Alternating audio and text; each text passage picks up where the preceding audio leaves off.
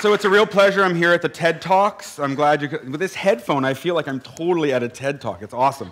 I want to give a shout out to Anil. It was last year, the one when I gave the fish one, where Anil said you're kind of like developer husbandry is what you do. And so I had to use it this year. There's the talk if you want to follow along. It's all up in Reveal.js. The Bitly one's probably easier to type in quickly. I'm also the Steve's. That's a 0. I'm Leet like that. And there's all the different places you can see that handle. The agenda is teach you how to identify developer evangelists or potential ones.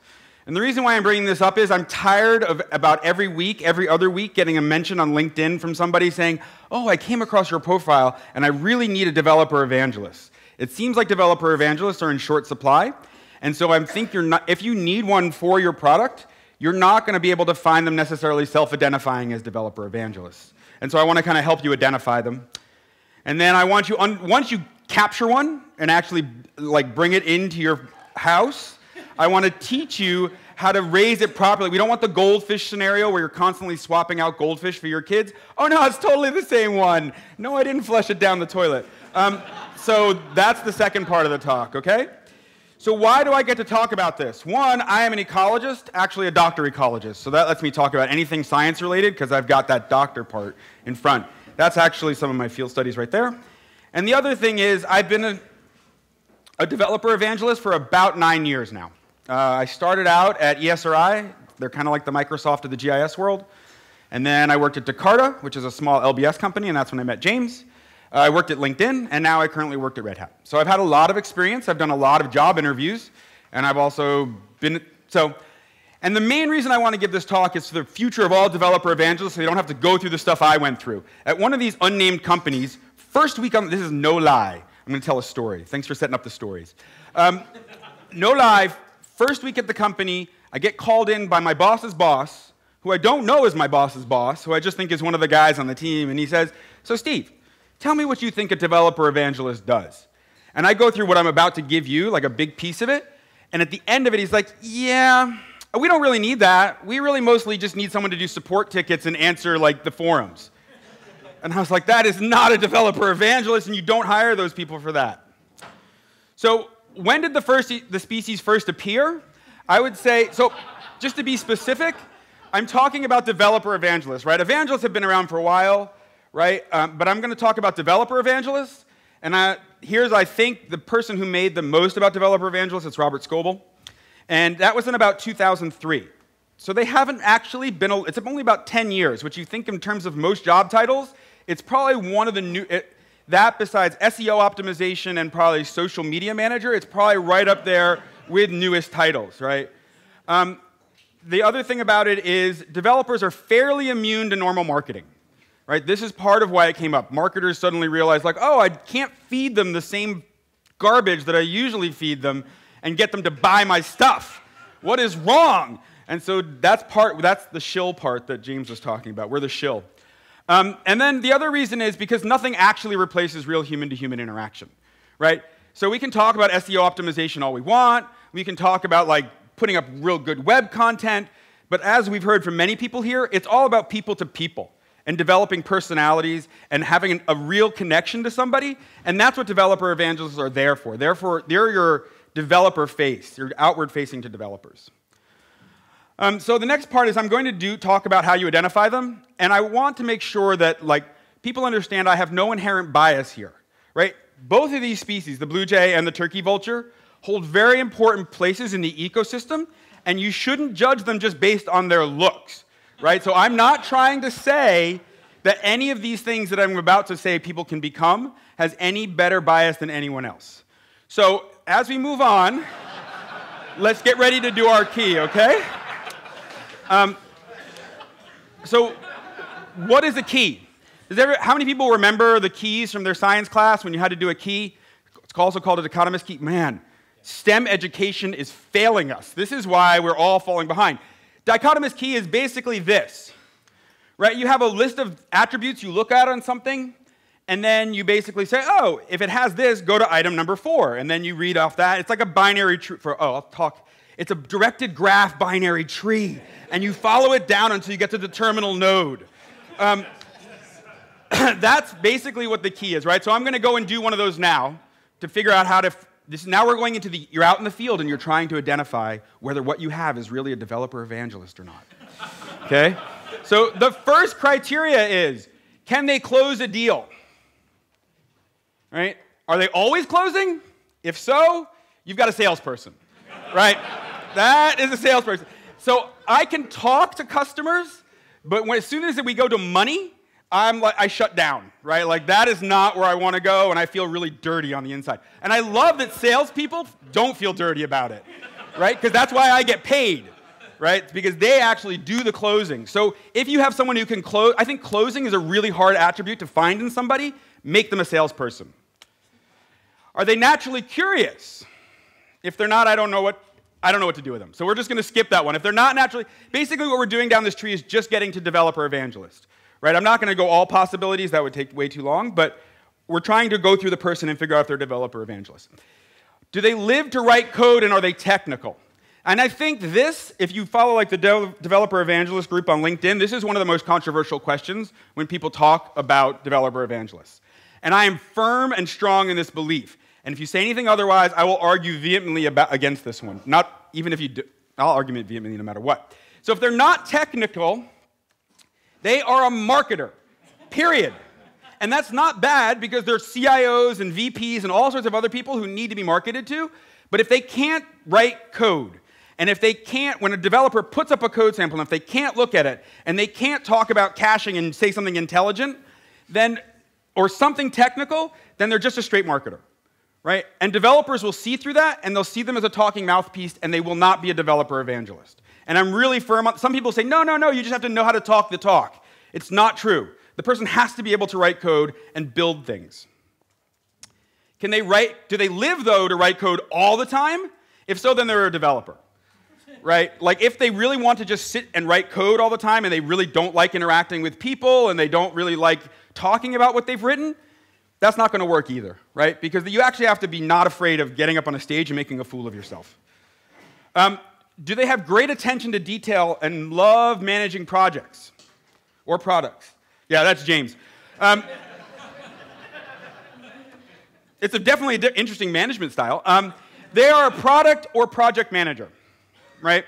And I think these people I love, and people always try to convince me I should be one of these, because they're like, oh, you're so passionate about the product and you have so many ideas, you should do this.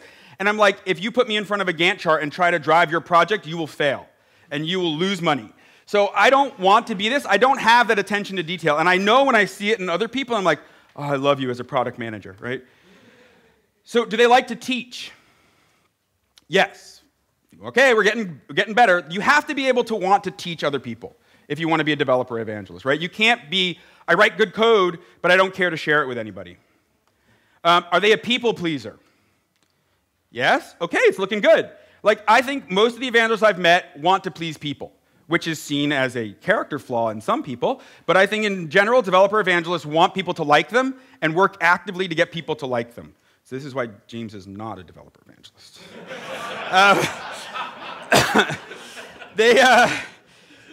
Can they write? Right? They actually have to, and I hate, this is the part I like least about my job. Like, if I was at Rafe's company and I got to volunteer to never write again, I would totally take it. But you can't, right? Because part of what you have to do is write. You have to write technical and non-technical content, right? You have to help the marketers understand how sometimes they want to tune their message and stuff like that. So our signs are pointing to yes. And then the last point that I think is they have to be comfortable being about a mile wide, a quarter-inch deep on a few things, and a 1-inch deep on a lot of things, right? So you have a few areas of expertise, and then you have to just be able to talk broadly about a lot of stuff, which is uncomfortable for a lot of people because they don't ever feel like they're an expert. And it sometimes causes me great personal angst, where I feel like I'm not an expert on things. But I think at this point, you've got the jackpot. Like, you can safely take, and you're not going to find these people all as developer evangelists. Look for teachers. Look for engineers who like to teach, although engineers can get paid more as engineers, so they're unlikely to do it. But all right, so we're done with identifying one. If you want to know if you found an exemplary developer evangelist, like the pinnacle of its species, here's some of the things that I've seen in the really great ones. They have the ability to talk smack. And do you know what smack talk is? It's like when you don't necessarily believe it the whole way, but you're willing to just kind of push the needle all the way up into like, oh yeah, every developer I've ever met does this, which is obviously patently false because not every developer does this one thing, right? But you need to be able to talk a bit of smack. It helps also when you're, like when Andy's at Pivotal. I think he's hiding behind here. Oh, there's Andy, over there. And so we have to be able to talk smack with each other, right? You're going to say, that Pivotal, blah, blah, blah, blah, blah, blah, blah. Ability to be passionate. This is a double-edged sword. You have to be able to work with, if you want to manage one, you have to be able to manage a passionate person, which is not necessarily always an easy thing to do. Right? So be careful with that one, but don't stifle that. Learn to encourage that, but teach them how to channel it positively. And they have to have the ability, usually, to be funny if they want to be an exemplary one, right? I spend a lot of time actually watching stand-up as a job, as part of my job, in the off hours, just because, I'm serious. Because I realized at some point that all developer evangelists have some sort of shtick, right? And you have to decide what your shtick is going to be. Just like all comedians have, there's a great YouTube video, or I think it was on HBO, which was Ricky Gervais, Jerry Seinfeld, Louis C.K., and Chris Rock, right? So there's 4 basically people who are pinnacles at that craft with 4 very different styles, and then they're talking about how their shtick develops. And so as a developer evangelist, they've thought a lot about what their shtick is, right? Mine is kind of the loud, obnoxious, somewhat New Yorker, lots of comedy, You see me more as the more British, reserved, very dry humor type. We'll have words later. All right. And they don't take themselves too seriously, right? Because they're going to have to be out there in front trying to catch developers' attention and being able to communicate to developers. And if they take themselves very seriously, you don't take a lot of risks, and developers appreciate when you take a risk or when you do stuff, right? So you have to be the ability to fail. So this I call the flower of righteousness. This is where I see this is basically the diagram I showed to that one person, and he was like, yeah, we don't need that. Developer evangelists are bridges. And so you also want to look at people probably who have a liberal arts education. That's what I would say. They're not trained specifically as engineers or have broad interests, because they bridge between groups. So they're never really good at sales just by itself. They're never good at support, but they like talking to the support people because they share a lot of common experiences. Like I talk to my support people all the time because I'm always out at shows and I'm like, yo, what bug's going to hit me when I go to try to do a demo? Or like, are you guys seeing this? I just did a workshop and half the room failed, and I want to know, are you seeing that exact same thing, right? So they have to be able to talk to support. The marketing, we actually do talk to marketers quite a lot. Unfortunately, no, just kidding. Just a lot of the older corporate marketing is kind of hard to deal with sometimes. But you have to be able to talk to them, and you have to help bring them along. A lot of them weren't raised in an era where developers. They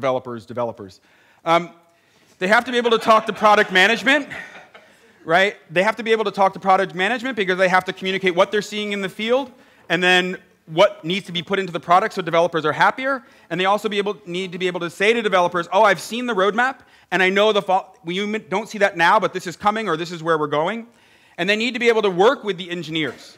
That's how they write demos, right? You sit down with an engineer and you write something together and you talk to the engineers and you're like, I tried to do this and this didn't work. And then they'll say, oh, well, you're not following the right pattern, or you should have used these classes or something like that. They have to be able to write code, right? And they need to be able to interact with engineers and feed that back and forth. Because sometimes things don't go through from product management to engineering, the things that you say need to get done. So sometimes you have to do, not that I would ever do this, but sometimes you have to backdoor right to the engineers and say, this feature needs to be there, and then they go do it.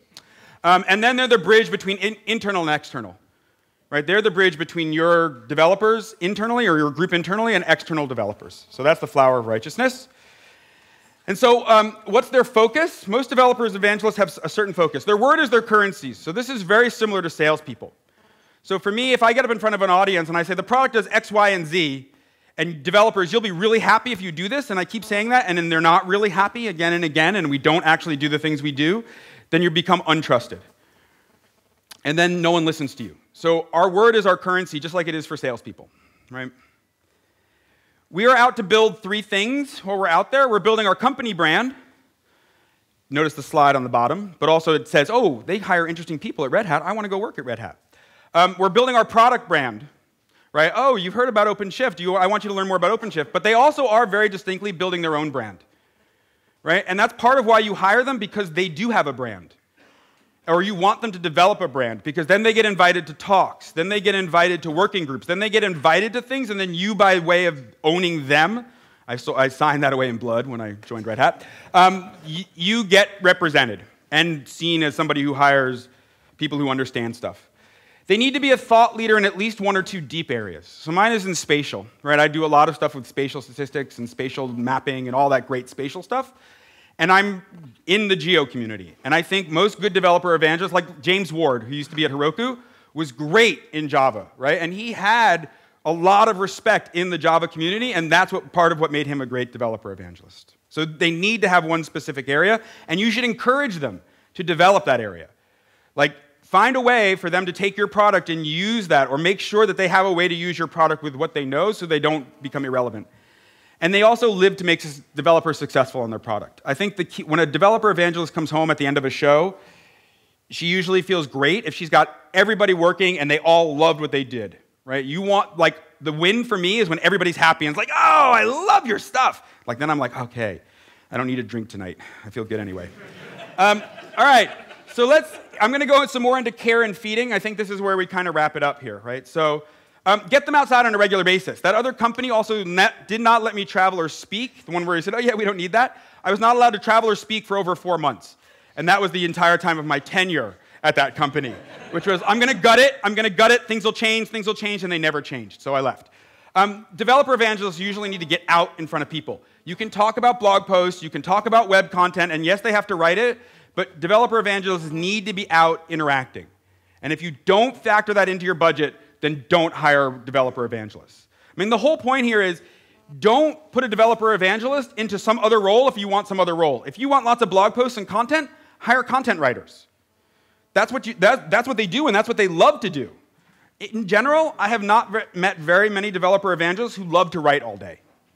Code, yes, but writing blog posts or technical documentation, they'll do it sometimes, but don't make, it's kind of like when Rafe was talking about those people who were like, yeah, I'm an engineer and I'm doing bug fixings for 5 days straight and I may never get a piece of code written, right? Or it never works. If you do that to developer evangelists and don't let them go out and interact with people, you will end up with psychological cases and all sorts of sick time and all sorts of other stuff, or people just leaving. So don't waste your time if that's what you really want. They need to feel connected to their product, right? They're going out and getting people psyched about OpenShift, yeah, right? And so they need to actually, at some level, feel that this product is awesome. Like, it's really hard to be an evangelist if you're like, yeah, it kind of sucks. But, you know, I'm getting paid pretty well, so you might want to try it, so I keep getting paid. That doesn't really convey to developers. Like, they need to like it, and so they need to be connected. They need to feel like they're part of the product, they're giving feedback, they're using it, people are using it with them. Like, they need to feel connected. And they're generally people with strong opinions, and so you have to kind of let them do that. That's how they feel connected. You need to let them mix with your engineers, right? Because they are technical again, right? And so they want to talk to technical people, and they want to understand at a technical level, at least some parts of the product. They may not understand all of it, but they want to dig in. Like, we use SE Linux as part of our product, and it was great when we finally had one of the SE Linux engineers come in and talk to us about all the different ways I don't understand SE Linux at the low levels, but now I understand how SE Linux is used in our product, and I needed to hear that from an engineer because I got to ask questions. So let them mix with your engineers. They need exposure to new technology, right? Developers are attracted to shiny objects. Developer evangelists are attracted to, like, ultra shiny Chrome objects, right? Like, they want to be playing usually with some sort of technology, pushing the product in some new way, working with a partner's API, doing something like that. They're generally, I mean, we like to build apps, and I wish I got more time to build full-featured apps, but they really like to also play and build little demos of things, right? So they need to, you don't sign up a developer evangelist and then say, yeah, you're going to work on our 5-year-old product and never get to do anything else new with it, and we're not doing any development on it, right? Buy them an iPhone, tell them to write a mobile API. Buy them an iPad and tell them to do that. Give them buy them Google Glasses and say, hey, see what you can do with Google Glasses on this. It'll be good for you and it'll be good for them. Unless you're a competitor of Google's, in which case don't buy them Google Glasses. They have a need to teach others, right? And that may be in writing or that may be in classes. I generally prefer in classes because I'm much more comfortable with talking. But they need to teach others, and so give them plenty of opportunities to teach others. Whether that's inside sales or your partners, right? Like, just give them a chance to get it and teach, because that's what they live for. And I put this in more as a reminder to myself. They need to write, right? You can't build your personal brand. You can't build, in this day and age, you can't build your personal brand. You can't build the brand of your company without writing some content, right? That's what made Scoble pretty popular in the beginning, is he had a very popular blog, right? And I don't think blogs are dead yet. I don't know what they still need to be there. You still need to write. End of discussion on that. So this is where I talk. This is what I've always wanted to do at a Monk XXXX event. Like every event of these I go to, there's always some person like Rafe gets up, or who is the people from GitHub, like, our company is so fucking awesome. You wish you worked here because we do all this really cool stuff, and you work at a shitty company, but our company's awesome, right? And you're always like, oh, I want to give one of those talks. So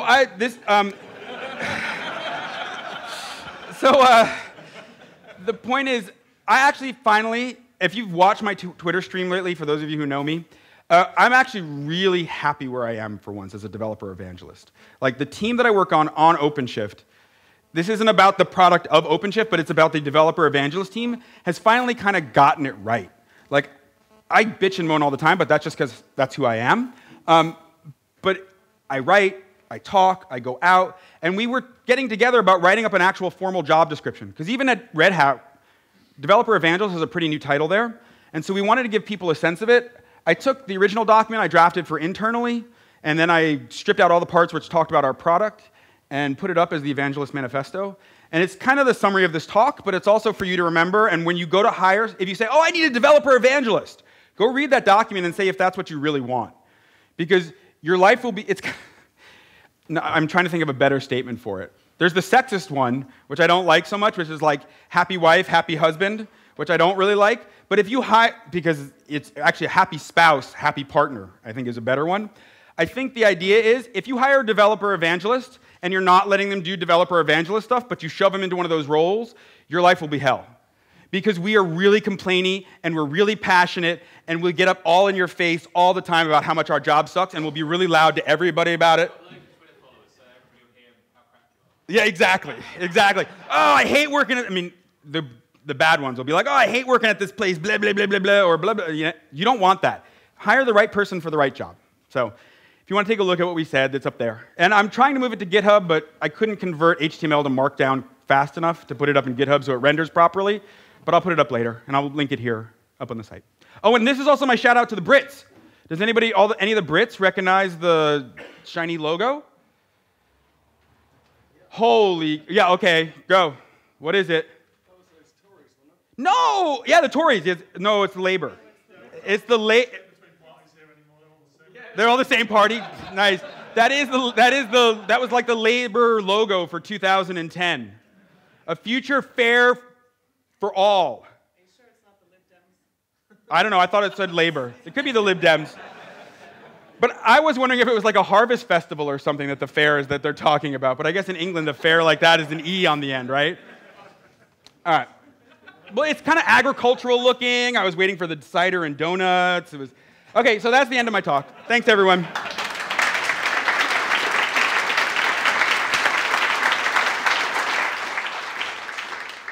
Yeah. Michael. It almost sounds like you're just describing a really good pre-sales engineer. Right. So the question was, it sounds like you're describing a really good pre-sales engineer, which Michael actually happens to be, and he wants to like bask in our glow. But you don't get that, Michael. You don't get that.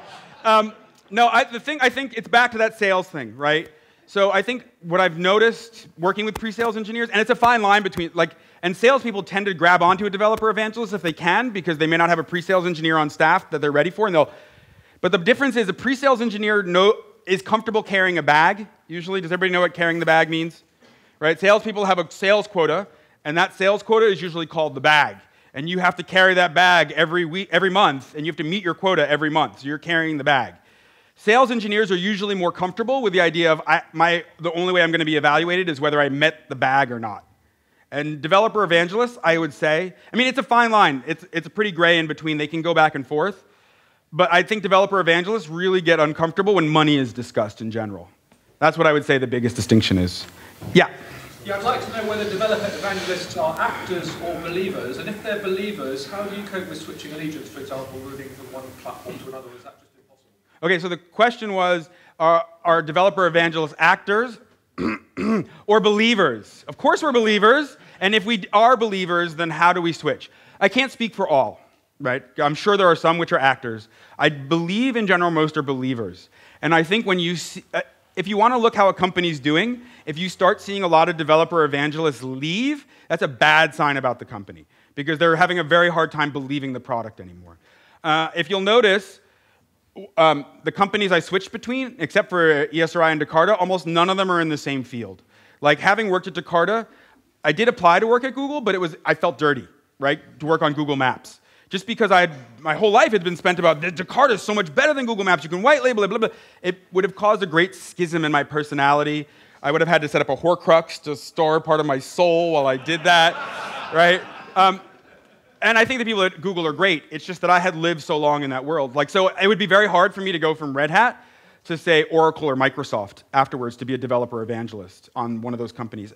Unless I somehow felt Red Hat had gone down an evil path, and I was like, screw them. I'm going to go work for somebody I think is better. So, yeah, in the back. What I would add to your chart is I think developer evangelists have the ability to temporarily hide their quirkiness, right? Their quirkiness? Yeah, differentiating compared to developers. I don't know if I have a very good ability to temper my quirkiness. The question was, this is a statement. But the question is, your statements on kind of people being able to code and the like, how do you feel like continues up the chain of people who are managing a program, a set of developer evangelists, or do you believe it starts in the differentiate? Yeah, given that the field's only about 10 years old, 11 years old, there's not many people who have been developer evangelists and then grew into a developer evangelist management role. There's not enough, and their teams usually aren't that big to require managers. I think at some point that person had to have been a coder, right? They had to, and also to be a developer evangelist. I think if you haven't lived the role, then you tend to believe other things that people in the role know as different, like the importance of going to events. I think a lot of people who haven't been evangelists or been at events a lot tend not to understand why an event is valuable, and it's very hard to get metrics on events. So they'll be like, look at all those click-throughs I'm getting on all this SEO stuff. Look how much money each show you do is like $4,000. Look how many clicks I can get for that. And so I think unless you've been through the role, you either had to have been at least a developer. You can have a developer evangelist. You might have been able to have been marketing as long as you're kind of stayed up on what has changed in marketing and how things are different. So I don't know it's necessary that you were a developer itself, but you had to have developed code. Yeah, do I have time for one more or two more? One more. He had his up for a long time. I'm sorry. Yeah, over there. Yeah. And you have to be a believer for it to work. I don't think that you can use evangelism on any product. And the other thing I should say is, and I thought I had left this in here, and it's in the manifesto, but we have to be very honest. That's where I went back to the word, right? So you have to find somebody. You don't have to be as honest as a developer, like on all the Dilbert things where like, I cannot tell a lie, the product doesn't do this, right? But you also can't be like a sales or full-on marketing person where like the product is absolutely perfect and nothing will go wrong if you use it. You have to be able to tell a realistic story about your product, and especially in comparison to your competitors, right? Like I have to be able to call out like, yeah, Heroku has the most applications running right now, right? I have to be able to say that because if I don't and I say, yeah, OpenShift is the best and everybody's using it, and anybody does a simple web search and they see that it's not, they're like, oh, well, why do I believe anything else? So there are... Right, but you also can't magically apply evangelism. You can hire a marketer to market anything. Yeah, that's true. You cannot hire an evangelist to evangelize something which doesn't work very well or that they don't believe in, I think. Which they don't believe in, I agree with you about. Great topic to talk about. But the only proof point I want to give about that... I was going to give a proof point. All right, thanks. So I'm really looking forward to the next talk, and I'm looking forward to it so much I think I'm going to push it to later in the afternoon.